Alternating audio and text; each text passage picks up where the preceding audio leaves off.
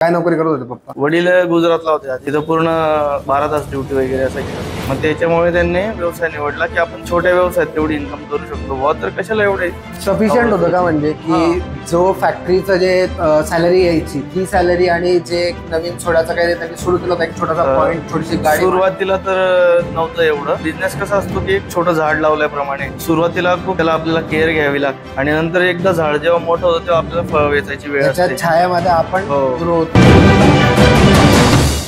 नमस्ते मित्रांनो, मी तुमचा वायबार घेऊन आलोय माझा सगळ्यात पहिला पॉडकास्ट. आणि पहिल्या पॉडकास्टला मी ना माझ्या मित्राला गेस्ट बोलवलंय. माझा मित्र आहे हितेश माळे. त्याचा ना एक सोड्याचा पॉइंट आहे, धुळ्यामध्ये एक सोडा विकतो तो. आणि आपण जाणून घेऊ की त्याची स्टोरी काय होती, तो या बिझनेस मध्ये आला का, त्यांनी आधी काय काय केलेलं. त्याच्या म्हणण्याप्रमाणे त्यांनी आधी डिप्लोमा केलेला मेकॅनिकल मध्ये, मग इंजिनिअरिंग, मग बायजूस मध्ये पण त्यांनी काम केलं, मग रोल्स आउटलेट आणि सीडायक आणि काय काय केलेलं त्यांनी खूप काही ट्रायल्स घेतले, पण तो शेवटी कुठे लँड केला? आपल्या पप्पांच्याच बिझनेसवर एक छोटासा सोडा पॉइंटला त्यांनी एक आज मोठा सोडाचा स्टॉल कसा बनवला, त्याला प्रॉब्लेम्स काय आले आणि त्याचे काही टिप्स आणि काही ऍडवाइसेस असतील जो आपल्याला शेअर करेल. त्याला जाणून घेऊयात.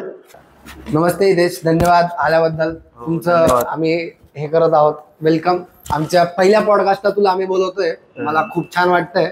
धन्यवाद. आणि मला पण खूप छान वाटतंय. आणि आजचा महाशिवरात्रीचा दिवस आहे, त्या दिवशी तुम्ही आज पॉडकास्ट स्टार्ट केलेला आहे भोलेबाबांच्या आशीर्वादाने.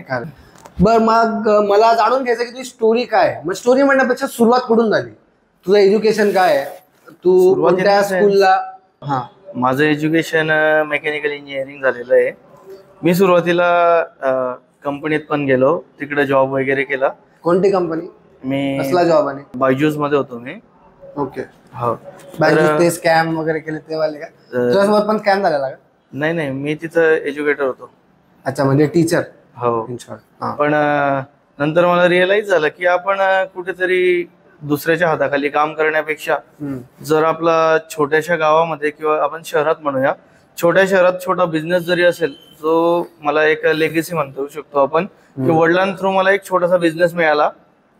मी त्याच्यात ऑपॉर्च्युनिटी पाहिली. कारण आपले बरेच लोक कसे करतात की स्वतःच काय असेल ना ते सोडून लोक दुसरीकडे फोकस करतात, दुसऱ्यांचं बघायला जातात की दुसऱ्याचं काय बेटर आहे आपल्यापेक्षा. तर मी जो माझा बिझनेस होता त्याच्यात मी एक ऑपॉर्च्युनिटी शोधली की आपण याच्यात बेस्ट काय करू शकतो अजून. तर त्यानंतर मी त्यात वर्क करायला सुरुवात केली आणि खूप मेहनत घेतली सुरुवातीला.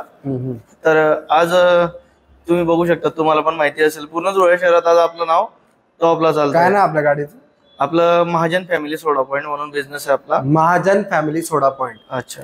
हा, मला जाणून घ्यायचं की तुझ्या पप्पांनी कधी सुरू केलं? मला आता जो 2000 पासून स्टार्ट झालेला आहे, 25 वर्ष झाले व्यवसायाला. पहिले वडिलांनी सुरू केलेलं? हो. वडिलांनी म्हणजे त्यांनी का असंच नॉर्मल छोटीशी लॉरी म्हणून? त्यांनी फक्त बिझनेस याच्यासाठी सुरू केलेला होता, कारण बरेच लोक जे होते त्यांच्या सोबतचे जे कुठेतरी नोकरीला होते आणि आपलं घर सांभाळण्यासाठी ते नोकरीतून इन्कम करून घर चालवत होते. मग त्यांनी व्यवसाय निवडला की आपण छोटासा व्यवसाय करू आणि आपलं पूर्ण परिवार आपण त्याच्यावर मुलांचं एज्युकेशन वगैरे जे काय असेल ते सगळं करू बुवा. आणि नोकरी सोडून दिली? हा. काय नोकरी करत होते पप्पा? वडील गुजरातला होते आधी. गुजरातला? कसला बिझनेस? ते कपड्यांच्या कारखान्यात होते. फॅक्टरीत होते तिथं. तिथं पूर्ण 12 तास ड्युटी वगैरे असायची त्यांची. मग त्याच्यामुळे त्यांनी व्यवसाय निवडला की आपण छोट्या व्यवसायात तेवढी इन्कम करू शकतो बुवा, तर कशाला एवढे.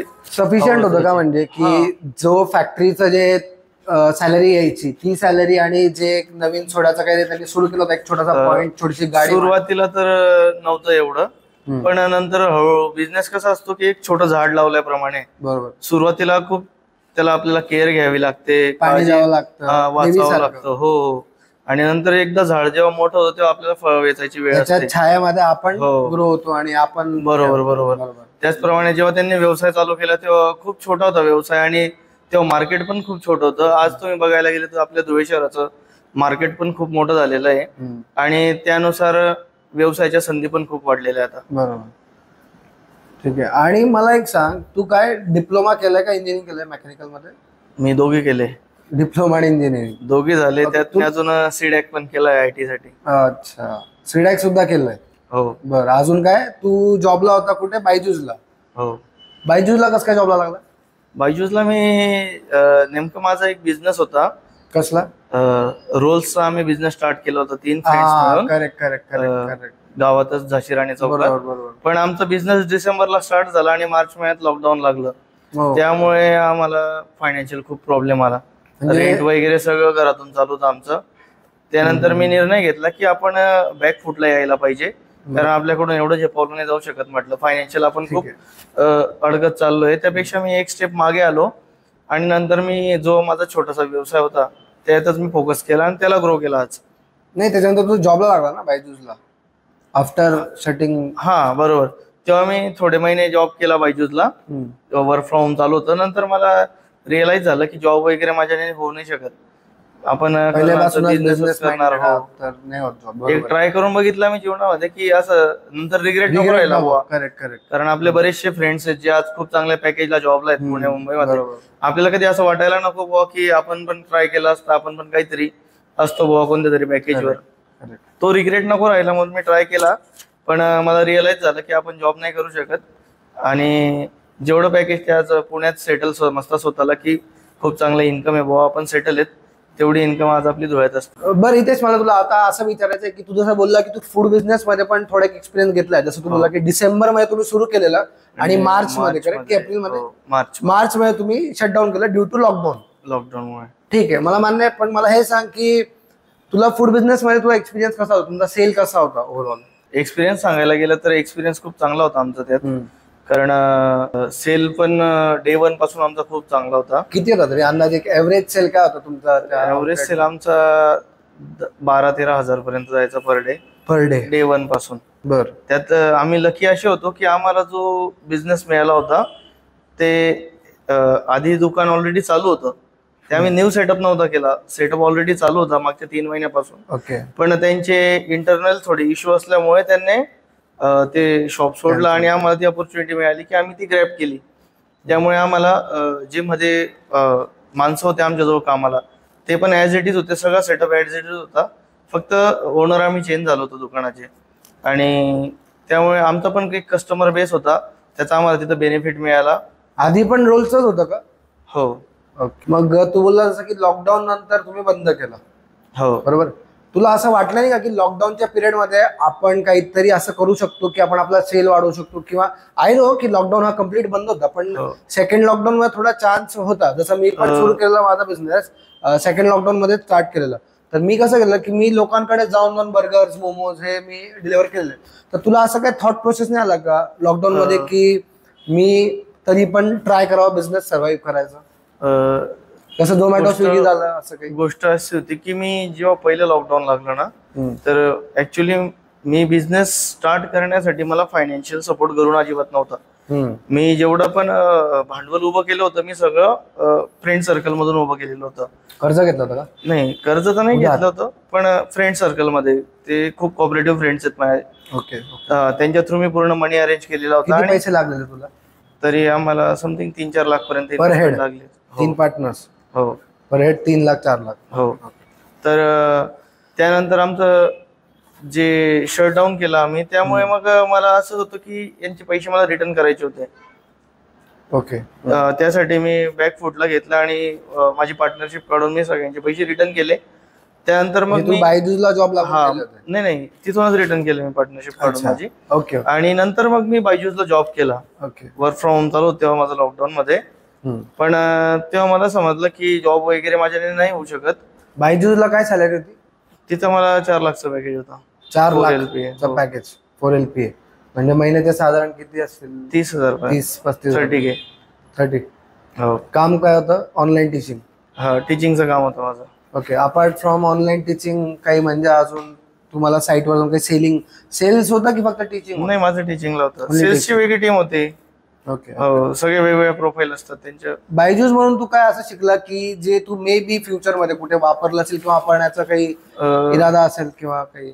नाही, तिथं काय फक्त 7वी-8वीच्या स्टँडर्डला जे स्टुडंट होते त्यांना सायन्स शिकवायचं होतं मला. सायन्स? हा, त्यामुळे काय फक्त आपण स्वतः लर्न करायचं आणि त्यांना इझी वेने एक्सप्लेन करून आपल्याला टीचिंग करायची होती. फक्त लाईव्ह शिकवायचं का की रेकॉर्ड करून लाईव्ह शिकवायचं? नाही, रेकॉर्डेड. रेकॉर्डेड. हो. म्हणजे तू आधी रेकॉर्ड करायचं त्यांच्या डिव्हाइसवर. आम्ही ते व्हिडिओ रेकॉर्ड करायचो. त्याच्यानंतर ते त्यांची एडिटर्सची एक टीम होती, ते पूर्ण ते व्हिडिओज एडिट वगैरे करायचे. त्यात अॅनिमेशन कुठे ऍड करायचं असलं, जर आपण एखादी कन्सेप्ट एक्सप्लेन करतोय तर ते बाजूला ते अॅनिमेटेड व्ह्यू आणतील त्या कन्सेप्टचा की ऍक्च्युली काय होत आहे. तर त्याच्याने अंडरस्टँडिंगला इझी होतं बाबा स्टुडंट्सला. ठीक आहे. आणि असे ते व्हिडिओज अपलोड करायचे त्यांचे. म्हणजे तुझं असं होतं की तू पहिले इंजिनिअरिंग केला, डिप्लोमा इंजिनिअरिंग, मग तू रोलच्या आउटलेट मध्ये गेला 4-5 महिने, नंतर मग ते पण वर्क नाही केलं, मग तू गेला बायजूस कडे. बायजूस तर 4-5 महिने केलं. मग नंतर तुला वाटलं की तुझ्याकडे जॉब होणार नाही. सो ओल्ड फॅशन बिझनेसच ठीक आहे. तर मग तू वडिलांच्या बिझनेसवर परत आला. तुला असं कधी वाटलं नाही का की तू रोलचा पण बिझनेस 4 महिने केलाय, काहीतरी नॉलेज आहे, आयडिया आहे, जर तू रोलची एखादी गाडी टाकली किंवा असं काही तुझ्या डोक्यात नाही आलं का? कारण की मग कसं असतं, आपण एखाद्या सेक्टरमध्ये, आता जर मी बिझनेसमध्ये, तर मला जर कोणी विचारेल की मी काय करू, तर मी त्याला ऑफकोर्स माझ्याच बिझनेस बद्दल सांगेन. आय नो मला 4 वर्ष झालेत, खूप जास्त वेळ आहे, 4 महिने कमी वेळ, पण तुला असं वाटलं नाही की रोल्स मध्येच कंटिन्यू करावं किंवा फूड बिझनेस कंटिन्यू करावा? हो, तर ती पण एक गोष्ट होती की मग मी विचार पण केला की आपण फूड बिझनेस मध्ये पुढे कंटिन्यू करायचं का. पण त्याच्यानंतर मला जे काही आपण बघतो ना की अपॉर्च्युनिटीज असतात, पण काही काही ड्रॉबॅक्स पण असतात प्रत्येक बिझनेसमध्ये. तर ते मला एक गोष्ट समजली की त्या बिझनेसमध्ये तुम्हाला मॅन पॉवर खूप गरजेची, आणि तुम्हाला माणसांवर डिपेंडंट असावं लागतं बऱ्याच वेळी. आपण प्रत्येक ठिकाणी स्वतः एकटा व्यक्ती नाही करू शकत. आणि त्या फील्डमध्ये मी बघितलं की माणसांच्या खूप म्हणजे मागे लागावं लागतं काम करून घेण्यासाठी. ते लोक टिकत नाही, कारण त्यांचे फ्युचरमध्ये कोणते गोल्स नसतात. ते आज इथं उद्या कुठे राहतील त्यांना माहित नाही. तर त्यामुळे मी विचार केला की मी जो आपला वडिलांचा बिझनेस आहे, याच्यात अपॉर्च्युनिटी चांगली. इथं आपण फक्त 1 किंवा 2 माणसं हाताशी घेऊन आपण खूप चांगला बिझनेस ग्रो करू शकतो. त्यासाठी मी या बिझनेसमध्ये एक अपॉर्च्युनिटी शोधली. आणि दुसरा मग मी विचार केला की हा जो आपला ओल्ड बिझनेस आहे, ठीक आहे, याच्यात आपल्याला नवीन काय करू शकतो, आपण नवीन क्रिएशन काय आणू शकतो. कारण सोडा तर ऑलरेडी सगळीकडे मिळतोच आहे, तर आपण नवीन काय आणू शकतो मार्केट्सनुसार. त्यानंतर मी मोहितोज वगैरे आणले. कारण मोहितोज हा जो प्रकार आहे तो फक्त प्रीमियम हॉटेल्स वगैरे, पब्स, अशा रेस्टॉरंट ठिकाणी, अशा ठिकाणी मिळतो. आणि त्याची जर प्राइस तुम्ही बघणार तर मिनिमम 150-250, आणि पुणे वगैरे सारख्या शहरात गेला तर तुम्ही 450 पर्यंत तुम्हाला मोहितोज वगैरे बघायला मिळतील. मी विचार केला की हे जे ड्रिंक आहे ते खूप इझिली मेड होत आहे, आणि त्यासाठी इतका पैसा चार्ज केला जातोय. त्यानंतर मी विचार केला की हे ड्रिंक आपण जर अफोर्डेबल प्राइस मध्ये अवेलेबल करून दिलं लोकांसाठी, तर ती खूप बेटर गोष्ट होऊन जाईल. खूप लोक ज्यांनी आज कधी टेस्ट पण नसेल केलेला मोहितो, ते आज आपल्याकडे येतात, मोहितो वगैरे टेस्ट करतात. बरं. सो तू मोहितोस किंवा मॉकटेल्स याच्यामध्ये तुझं एक USP बनवायचं असं तू ठरवलं तुझ्या सोडा पॉइंटवर. राईट. बरं, मला सोडा पॉइंट बद्दल असं एक विचारायचं होतं. आपण USP वर येऊ परत. USP खूप चांगली गोष्ट तू काढली. जी तू गाडी बनवली परत, आधी तुमची साधी पत्र्याची गाडी होती, करेक्ट ना? मग तू नवीन गाडी बनवली, बरोबर. त्याच्याने काय फरक पडला तुझ्या सेल मध्ये? जी तुझी आधी जुनी गाडी होती, आय नो की तो एरिया छोटा होता, बट तुझा नंतर नुसता एरिया मोठा झाला की डिस्प्ले बदलला, म्हणजे डिस्प्ले ऑफकोर्स बदलला, त्याच्याने तुझ्या बिझनेसमध्ये किती इम्पॅक्ट झाला, तुझे ऑर्डर्स किती वाढलेत, आणि तुला ओव्हरऑल फायदा किती पडला? तर सांगतो मी. तर आज तुम्ही मार्केट बघत असणार की बऱ्याच ठिकाणी अशी गोष्ट झाली की आजकाल तुम्ही स्नॅप यूज करतात, ठीक आहे. तर आज कोणी कुठेही गेलं तरी त्यांना स्नॅप टाकायची हौस असते. स्वतः खायला नाही खाणार, पण दाखवायला पाहिजे लोकांना, सगळ्यांना. तर जी जुनी लॉरी होती आमची, तेव्हा बरेच लोक फोटो वगैरे काढायचे, पण त्यांना एवढं छान वाटायचं नाही, शेअरिंग वगैरे सारखं. तर मी विचार केला की आपण याला थोडंसं युनिक वेने डिझाईन करू सगळं पूर्ण. आपण मी स्वतः डिझाईन केलं. त्यानंतर जे हार्ड वर्किंग आयटम्स होते आमचे आधी, मशीन वगैरे, सोडा मशीन तुम्ही बघितलं असेल आधी, गोटी सोडायचं, ते पूर्ण हाताने हँडल फिरवा लागायचं, मोटर लावली, ते खूप मेहनतीचं काम होतं. वडील एवढ्या वर्षापासून करत गेले होते. मी विचार केला की आज आपण मेकॅनिकल इंजिनिअरिंग केलेली, आपण डिग्री तर दुसरीकडे कुठे वापरत नाही, तर आपण इथं डिग्रीचा वापर करूया, काहीतरी मेकॅनिकल ऍडजस्टमेंट करूया. त्यानंतर आम्ही मोटर ऍडजस्ट केली आणि त्याच इझी करून टाकलं. खूप स्मार्ट वर्क केला आम्ही. त्यानंतर मला त्याचा असा बेनिफिट झाला की मी ते फक्त माझ्या सोयीसाठी केलं, पण त्याचा बेनिफिट असा झाला की जी सोड्याची क्वालिटी होती ती अजून बेस्ट यायला लागली. कारण आपण हाताने फिरून एवढा स्ट्रॉंग सोडा नाही बनवू शकत प्रत्येक वेळी, बरोबर. पण मोटर तिचं काम कंटिन्यू करत असते. तिला फक्त आपल्याला स्टार्ट आणि ऑफ करायची गरज असते. मग हे मोटरचा जो कॉन्सेप्ट तू बोलला हा फक्त पहिल्यांदा तू अप्लाय केला की आधीही लोकांनी युज केलाय, तू कुठे बघितलाय? नाही, मी त्याचं लॉजिक काय होतं? हा कन्सेप्ट मी कुठे बघितलेला नव्हता, पण मी विचार केला होता की रसवंतीवाले लोक सुद्धा पहिले हँडल चालवायचे, ते नंतर जनरेटर वगैरे लावून किंवा मोटरचं ऍडजस्टमेंट करून करायला लागले. बऱ्याच ठिकाणी अशा गोष्टी मी बघितल्या की होत आहे, चेंजेस होत आहे हळूहळू. तर आपण पण करायला पाहिजे बुवा.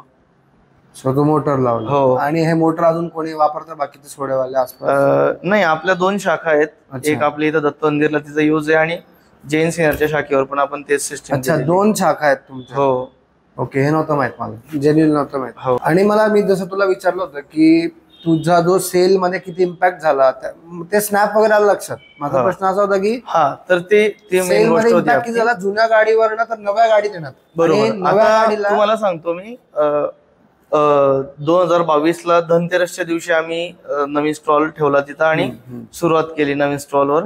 तर मी एक गोष्ट ऑब्झर्व केली की जे लोक ऑलरेडी त्या एरियात राहतात मागच्या 2-5 वर्षापासून कधी ना कधी, तर ते नवीन नवीन लोक माझ्याकडे यायला लागले आणि मला सांगायला लागले की खूप छान केलं बुवा तुम्ही, नवीन दुकान सुरू केलं बुवा या एरियात. एका फॅमिली दुकानाची गरज होती. कारण तुम्हाला एक गोष्ट माहिती असेल की आज धुळे शहरात सोडा बिझनेस म्हटला म्हणजे मिनी बिअर बार झालेले आहेत बरेच. बरोबर. तिथं फक्त दारू विकली जाते, दारू पिणारेच लोक तिथपर्यंत जातात. ओके. ही खूप चुकीची गोष्ट आहे. कारण तुमच्यासारखा प्रतिष्ठित व्यक्ती जरी तिथे जाऊन उभा राहिला तरी लोक तुमच्याकडे असं बघतील की हा दारू प्यायला त्या दुकानावर गेला असेल कदाचित. बापरे, अशी इमेज होती सोड्यावाल्या दुकानांची. हो, ही खूप बॅड इमेज आहे. पोलीस डिपार्टमेंट मध्ये पण तुम्ही बघणार ना तर ह्या बिझनेसची इमेज तशीच बॅड होती. मी विचार केला की ही इमेज आज आपल्याला चेंज करायची मार्केटमध्ये आणि लोक फॅमिलीला घेऊन येऊ शकतील असं आपल्याला एक सेंटर उभं करायचं आहे. त्यानंतर आम्ही त्या दिशेने वर्क केलं आणि बरेच लोक फॅमिली घेऊन यायला लागले आमच्याकडे आणि आम्हाला रिव्ह्यू द्यायला लागले की खूप छान केलं बाबा तुम्ही फॅमिली दुकान आणलं. कारण आमच्या दुकानाचं नाव आधी महाजन सोडा वॉटर होतं. त्यानंतर आम्ही फक्त फॅमिली सोडा पॉइंट एवढं जरी चेंज केलं ना त्याचा सुद्धा एवढा इम्पॅक्ट झालेला आहे आम्हाला. तरी लोकांचं फॅमिली हा वर्ड वाचून सुद्धा बरेच लोक व्हिजिट करायला आता की हे दुकान फॅमिलीसाठी आहे बुवा. आणि राहिली दुसरी गोष्ट, तर नवीन स्टॉल बनवल्यानंतर जे माझं कस्टमर आणि जे सेल आहे ते माझं डबल झाला. ऍटलिस्ट लिटरली डबल झाला. कारण बरेच दुरून दुरून कस्टमर आज माझ्याजवळ येतात. आधी तू किती सोड्याचे ग्लास विकायचा? आपली एक ऍव्हरेज तरी आमचे तेव्हा आधीचा जो आमचा व्यवसाय होता त्यात आम्ही ऍव्हरेज 80 ते 100 ग्लास पर डे करायचो. ओके. आणि आता तो डबल झाला? आता डबल झाला. हो. क्या बात. 2022 नंतर तुम्ही तुमचं नवीन शॉप सुरू केलं, तुम्हाला चांगला रिस्पॉन्स आला. मग तुला कधी वाटलं नाही का की एक्सपांड करायचं बुवा किंवा वेगळ्या सिटीत जायचं किंवा महाजन फॅमिली सोडा वॉटर याला एक ब्रँड बनवायचा, असं तुझं काही विजन आहे का? काही तुम्ही एकदम परफेक्ट मुद्दा घेतलेला आहे. तर सगळ्यात पहिली गोष्ट काय झाली की मी फक्त स्टार्ट केला की मी स्वतःसाठी स्टार्ट केलेला होता की मला बाहेर कुठे जॉबला नव्हतं जायचं, म्हणून मी की चांगली इन्कम आपण धुळ्यात करूया या हिशोबाने मी व्यवसाय सुरू केला होता. पण आता जे माझे कस्टमर असतात जे धुळ्यातून बाहेर गेलेले आज जॉब वगैरेसाठी, नाशिक, पुणे, मुंबई किंवा संभाजीनगर वगैरे अशा ठिकाणी, ते जेव्हा येतात धुळ्यामध्ये ते प्रत्येक वेळेस आम्हाला कस्टमर डेली सांगतात असं की तुम्ही औरंगाबादला चालू करा आमच्याजवळ, किंवा कोणी म्हणतं तुम्ही नाशिकला चालू करा, खूप डिमांड आहे आमच्या गोटी सोड्याची, तुम्ही मुंबई करा. गोटी सोडा तिकडे मिळत नाही का? नाही, तिकडे नाही मिळत. आय थिंक संभाजीनगर, नाशिक, तिकडे सगळे ते मशीन वाले सोडे अवेलेबल असतात.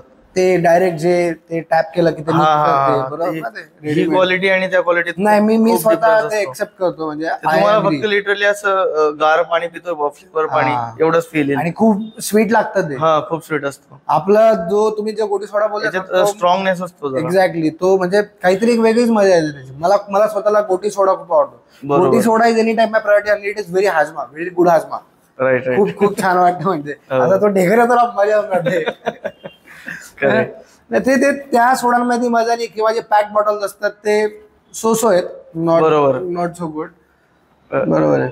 आपल्या गोटी सोड्याची कम्पेअर ते नाही करू शकत. नाही. बरोबर. तर कस्टमरच्या ह्या गोष्टी ऐकल्यानंतर मी विचार केला की आज तुम्ही बघितलं असेल की बरेचसे फ्रँचायझी मॉडेल तयार झालेले आहेत. अमृततुल्य असतील, वडापाव वगैरेचे खूप सारे ब्रँड तयार झालेले आहेत की जे कोणी इझिली बनवून घेऊ शकतं.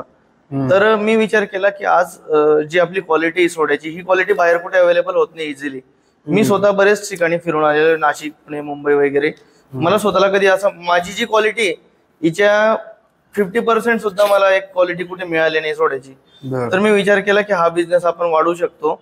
आणि त्यानंतर मी एक व्हिजन घेतलं की आज बरेचसे तुम्ही बघत असणार जे तरुण आहेत आपले, ते तरुण जे आज चांगल्या पॅकेजला मोठ्या शहरांमध्ये, ते तर वेल सेटल आपण म्हणू शकतो की ते पुढे चालून त्यांचे ड्रीम्स कम्प्लीट करतील, फ्लॅट वगैरे घेतील, कार वगैरे, ते वेल सेटल असल्यामुळे ते करू शकतात. पण बरेचसे तुम्ही तरुण आपल्या डोळ्यातले असे बघितले असतील किंवा सगळीकडे, जे आज फक्त 25 ते 30 हजाराच्या पगारावर इंडस्ट्रियल एरियामध्ये वर्क करतायत. First shift, second shift, night shift.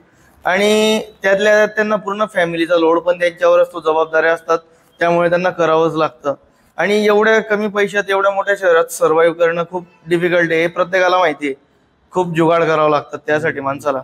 Month end पर्यंत हात एकदम टाईट होऊन जातो त्यांचा.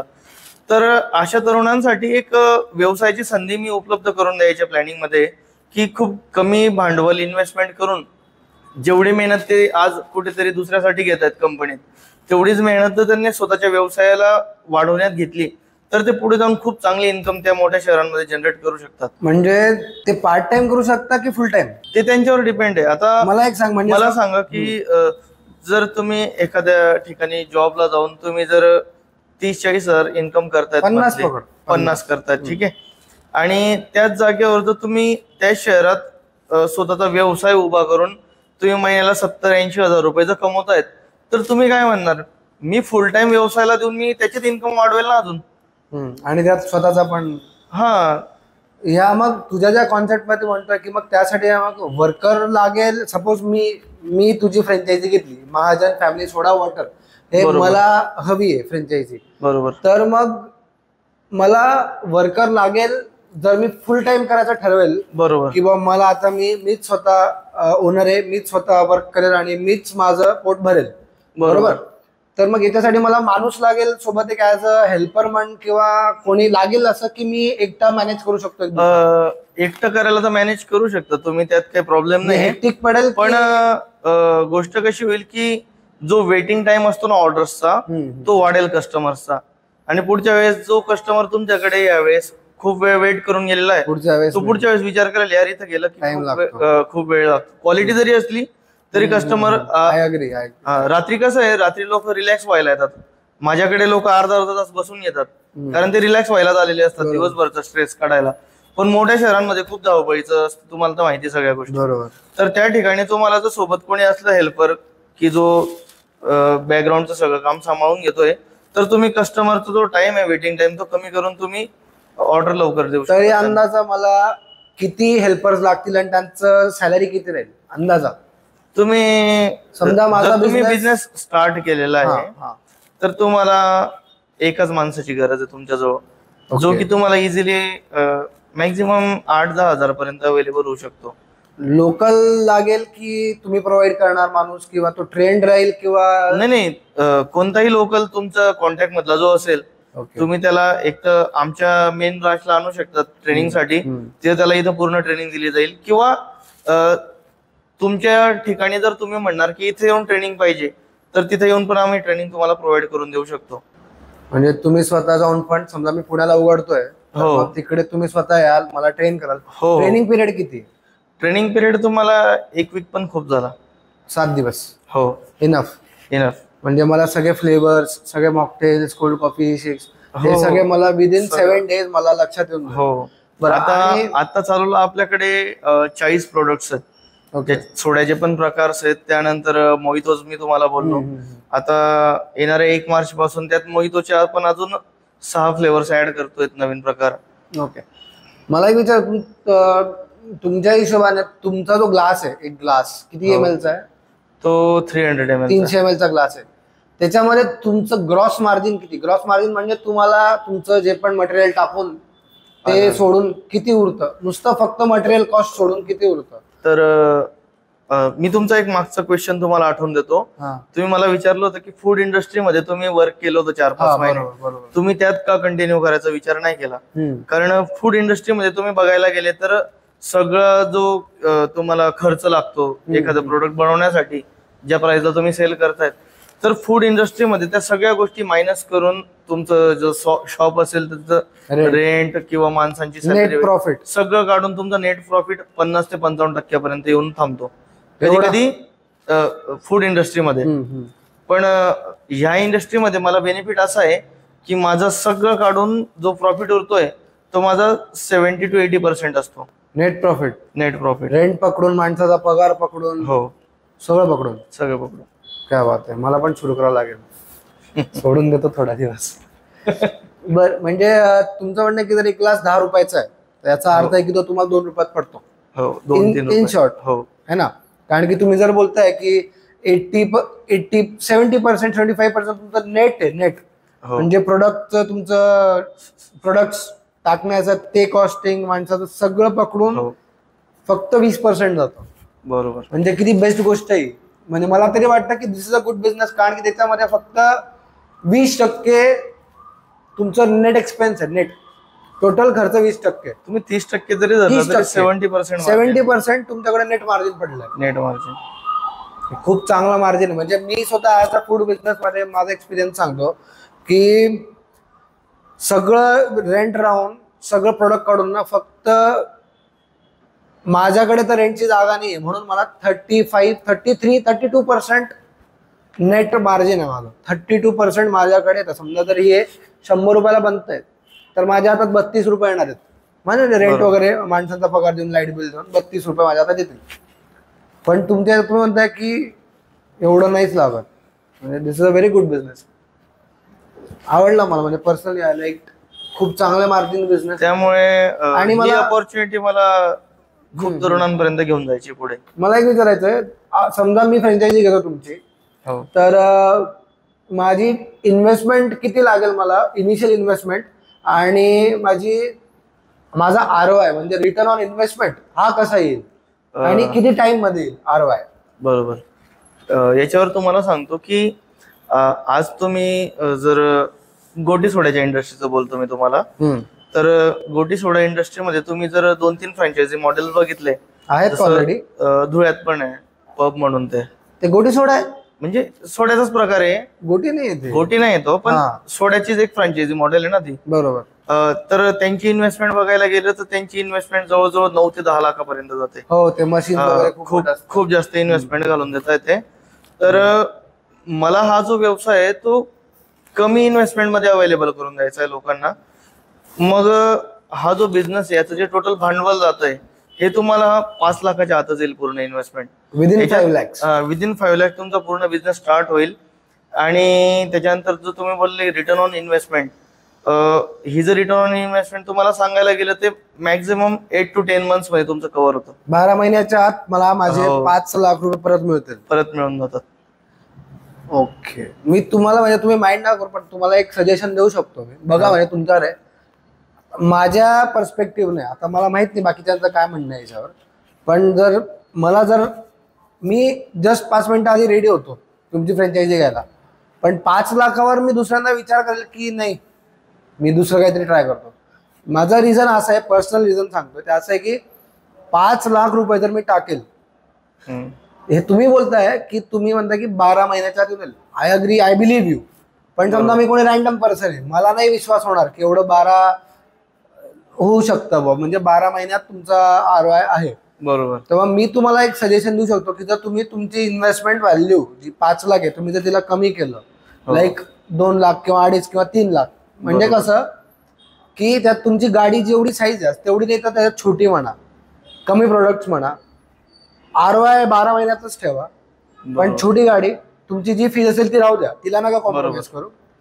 गाडीचं साईज छोटं करून बघा आणि हिला 5 लाखाच्या ऐवजी ना कमी याच्यात तुम्ही अवेलेबल करून द्याल. आपण काय करतोय माहिती का, हे जे तुम्हाला मी सांगितलं ना 5 लाख, याच्यामध्ये आपण 5 लाख कस्टमर कडून घेऊन त्याला बिझनेस स्टार्ट करून देते. आपण जे आपली फ्रँचायझी फीस ठेवलेली ना ती 1 लाख रुपये ठेवलेली. त्याच्यानंतर समोरच्यावर डिपेंड आहे. त्याला असं आपला जसा स्टॉल आहे तसा स्टॉल बनवायचा आहे किंवा त्याला दुकान घेऊन स्टार्ट करायचं आहे. ओके. आणि जे लागणारे जे मटेरियल असणार आहेत, जसं काही मशीन झालं, मोटर झाली, सिलेंडर्स झाले सोड्यासाठी, या सगळे जे फिक्स्ड ह्या ज्या फिक्स गोष्टी आहे या तुमच्या मॅक्झिमम 1 लाखात या गोष्टी येऊन लागतात. 1 लाख फ्रँचायझी, हे झाले 2 लाख. आणि जर समोरच्यांवर डिपेंड आहे. त्यांनी आता गाळा घेतला, त्यांना थोडस इंटेरियर्स वगैरे करावं. गाळा नाही, आपण मी म्हणतो चला मला मिनिमम इन्व्हेस्टमेंट होणार, मी लोखंडाचीच गाडी बनवेल, कारण की लोखंड स्वस्त पडतं, स्टील मध्ये महाग पडतं, एक्सपेन्सिव्ह खूप. तर मग मी स्टील मध्ये नकोय, मला लोखंडाच्या गाडीत हवंय. लोखंडाची गाडी किती पडेल? 30,000 रुपये, 35, 40, 50,000 रुपये. लोखंडाची गाडी तुमची मॅक्झिमम लाख रुपये धरून घ्या. तेच चांगले लाख रुपयात बनेल. लाख रुपये गाडीचे, ज्याच्यामध्ये पूर्ण सेटअप राहील. बरोबर. तुमचे भांडे वगैरे जे पण तुम्ही बोलले इक्विपमेंट्स, इन्व्हेंटरी तुमची 1 लाख, 2 लाख, आणि तुमची फीस 1 लाख रुपये, 1 लाख, 3 लाख.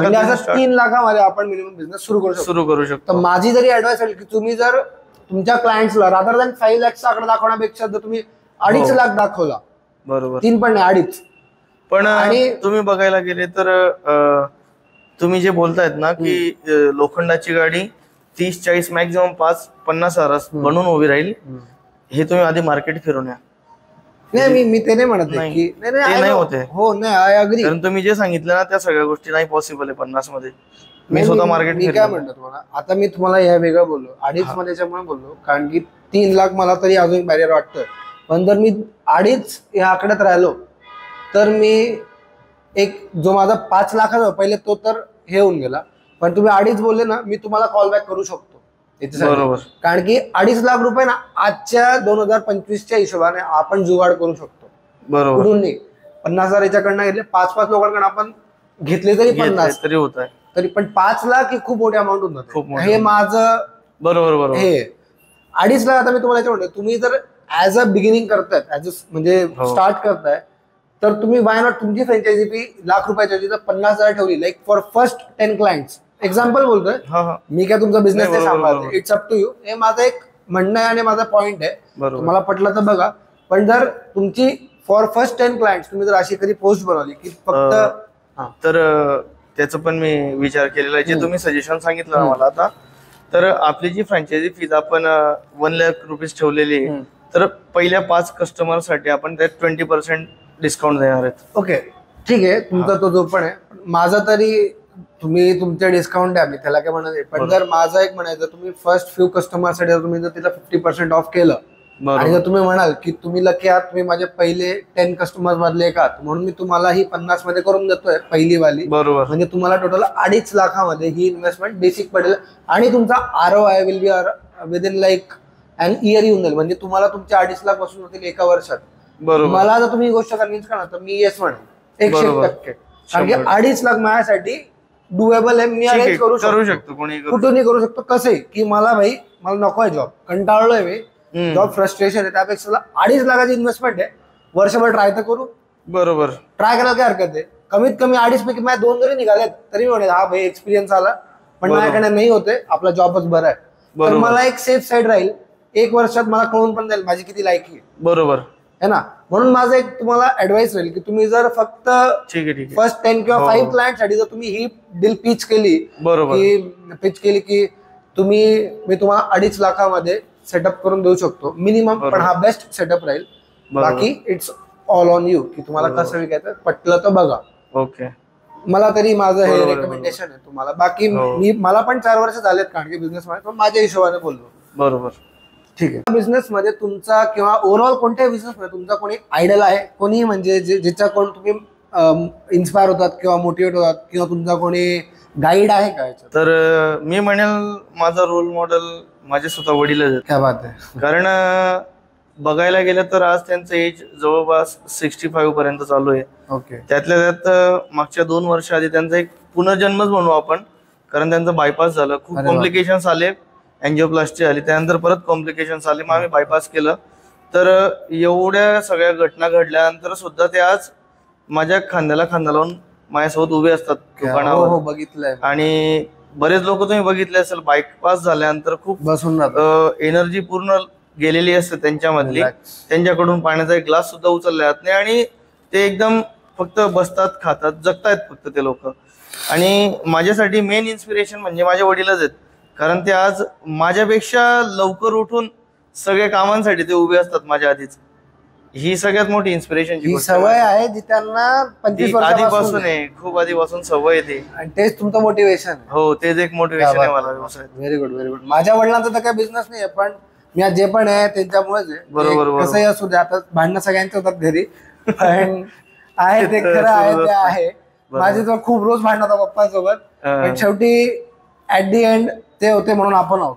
ते होते म्हणून आज माझं जे पण आहे. बरोबर. त्यांनीच मला इन्व्हेस्टमेंट साठी पैसे दिले होते. कारण मला तुझं जाणून घ्यायचं की तुला इन्व्हेस्टमेंट पप्पांनी दिले होते तुझ्या या नवीन स्टीलच्या प्लॅटफॉर्म साठी. ही कंडिशन कशी झाली की जेव्हा वडिलांचा बायपास झालं तेव्हा असा विचार आला की वडिलांकडून पण आता काही मेहनत होणार नाही बुवा, कारण ते पहिले खूप हाताने फिरवा वगैरे लागायचं आणि खूप जड ते सिलेंडर वगैरे उचलावं लागायचं. मग मी म्हटलं की हे सगळे कॉम्प्लिकेशन्स आहे, आपण याच्यावर जरा विचार करू. आणि ते विचार केल्यानंतर मी ठरवलं की मला असं स्वतः एक डिझाईन करायची स्टॉलची, की ज्याच्यात मला हार्डवर्क कमी करून पूर्ण स्मार्टवर्क घेता येईल मला. तर त्यानंतर मी पूर्ण डिझाईन रेडी केला आणि जेव्हा मार्केटमध्ये रेट काढला तेव्हा मला इन्व्हेस्टमेंट समथिंग 2-2.25 लाख जात होती. आणि जेव्हा मी ते बनवण्यासाठी गेलो होतो, माझ्याकडे सुरुवातीला त्याला द्यायला जे आपण टोकन अमाऊंट म्हणतो ना 10,000 ते पण नव्हते माझ्याजवळ. मी ते सुद्धा अरेंज केले होते आणि हिंमत केली होती की आपल्याला करायचंच आहे बुवा काहीतरी नवीन. मग मला माहित नाही पैसे कसे अरेंज होतील पुढचे. मी फक्त त्याला 10,000 ऍडव्हान्स दिला आणि तू लाग बुवा कामाला, असं त्याला सांगून आलेलो होतो स्टॉल बनवण्यासाठी. आणि नंतर पण देव आहे आपल्या पाठीशी उभा. हाच तो धंदा, हाच तो बिझनेस. माहित काय नसतं उद्या काय होणार आहे, काय होणार आहे. एक असतो विश्वास आणि यार कुछ तो करना है. बरोबर. आणि मी एक गोष्ट तर शिकलो होतो बुवा की जे लोक रिस्क नाही घेत बुवा, तो सगळ्यात मोठा रिस्क असतो. की त्यांनी काही नवीन ट्रायच नाही केलं, कारण पडतो तोच जो चालायचा प्रयत्न करतोय बुवा. जो बसलेला आहे त्याला तर काही डाऊटच नाही, तो तिथंच असणार आहे. त्यामुळे म्हटलं ट्राय तर करावं लागतो आपल्याला. तुझा जो बिझनेस आहे सोडाचा, जो ऑन रोडच आहे काइंड ऑफ आहे ना, तर तुला याच्यात काही असं एखादा विचित्र मोमेंट किंवा फनी इन्सिडेंट किंवा काहीतरी असं, किंवा काय यार हे कसं काय होऊन गेलं, असं काही झालंय आतापर्यंत? माझ्यासोबत झालंय वरती राहून सुद्धा, म्हणून मी तुला विचारतोय.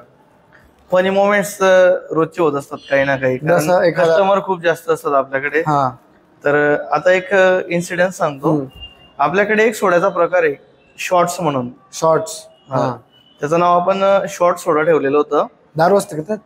नाही, सोड्याचा एकदम स्ट्रॉंग प्रकार असतो सोड्याचा.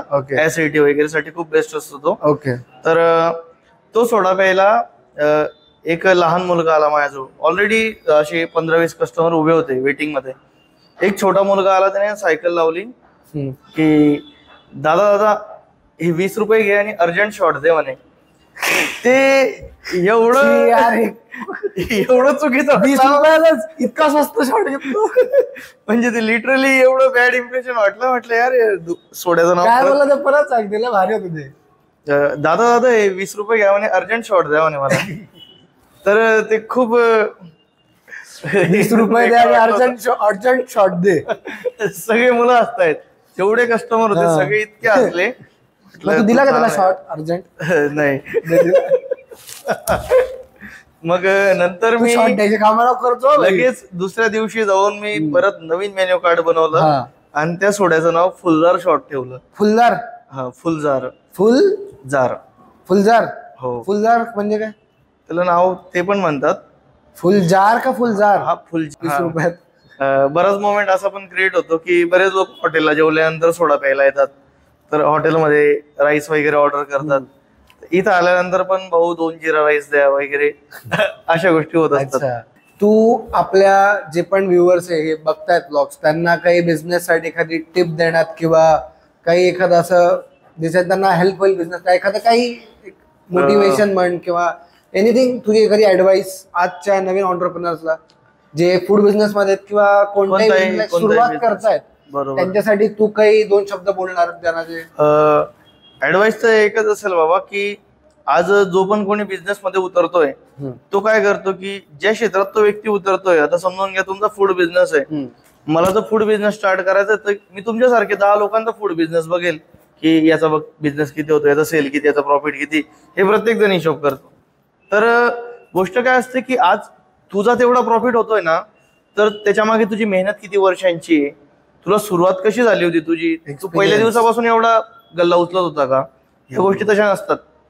तर माझं नवीन बिझनेस करणाऱ्यांना एकच सांगणं आहे की तुम्ही जेव्हा नवीन व्यवसायात पाऊल ठेवताय ना, तर तुम्ही ह्या गोष्टी डोक्यात घाला की तुम्हाला पहिले 6 महिने धंद्यातून 1 रुपया येणार नाहीये. आला तर ती चांगली गोष्ट आहे, वेल अँड गुड, यायलाच पाहिजे. पण एवढं धरून घ्या की पहिले 6 महिने आपल्याला जर नो प्रॉफिट नो लॉस जरी चालू असला बिझनेस तरी चालतंय, इनफ आहे. तुम्ही पहिल्या दिवसापासून की मी पैशांचे असे बंडल घेईल बुवा हातामध्ये, खूप नोटा असतील, या गोष्टी इमॅजिन नका करू. फक्त म्हणजे फालतू स्वप्नाने पाहिजे. हा, जे फालतू स्वप्न, practical आहे, प्रॅक्टिकली रियालिटीवर राहायचं माणसाने. की असं समजायचं आपण छोटं झाड लावतोय, त्या झाडाला आपल्याला जे आपण मागे बोललो की सुरुवातीला खत पाणी देणं, खूप सांभाळणं आहे त्याला, आणि नंतर जेव्हा ते मोठं होईल तेव्हा ते आपल्याला रिटर्न्स तर देणारच आहे, सावली असेल, फळ असेल, सगळे मिळणारच आहे आपल्याला. फक्त एवढं आहे की सुरुवातीला तुम्हाला मेहनत घेणे आहे, मेहनत घ्यायला मागे नाही घाबरायचं. कारण मी एक बाबा असायचे आमच्याजवळ, त्यांनी मला एक गोष्ट सांगितली होती, मी खूप आधीपासून लक्षात ठेवली, की माणसाने फक्त चोरी करायला लाजायला पाहिजे.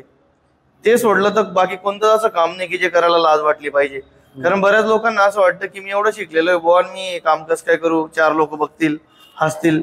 ती लाज सोडली तर माणूस पैसे कमवू शकतो कोणत्याही व्यवसायामध्ये. एवढंच. कामाची लाज नको. नको काही असेल आपल्या धंद्यात आपल्याला ते काम करावंच लागतं. करावंच झाडू लागतं. मारू द्या किंवा टेबल लावा किंवा ग्लास धुवा, बरोबर, करावंच लागतं. करावंच Basic आहे ते, लागतं, कारण बेसिक की आहे. जेव्हा काही माहित नसतं तर मग इथूनच सुरुवात असते. हो. झाडू पुसणं, हो हो, काही म्हणजे मी स्वतः झाडू केलंय मारायला ते. पण नाही लाजायला पाहिजे. झाडू तर काही नाही हो. झाडू तर म्हणजे मला तर लाज काय वाटते या गोष्टीची, मला तेच कधी हा. कळालं नाही. मी लाज हा शब्दच नाही पाहिला आपण कधी. बरोबर आहे, असायला पण नको. कारण की तुम्ही बिझनेस मध्ये आहात, तुम्हीच सुरुवातीला लेबर असतात, तुम्हीच ओनर असतात, आणि बरोबर, आपणच सगळं काही असतो. Everything in the business. बरोबर, सगळं बिझनेस म्हणजे तुम्हीच आहे ना. बरोबर. ठीक आहे, अजून काही दुसरे तुमचे काही प्लॅन्स अपार्ट फ्रॉम बिझनेस? लग्न कधी करतोय? लग्न बघू दिवाळी नंतर, घरचे पण बरेच मागे लागले. मी पण मागे लागू. करून टाक लवकर, करून टाक, करून टाकू दिवाळी नंतर. सोबत करून टाकू एकाचा.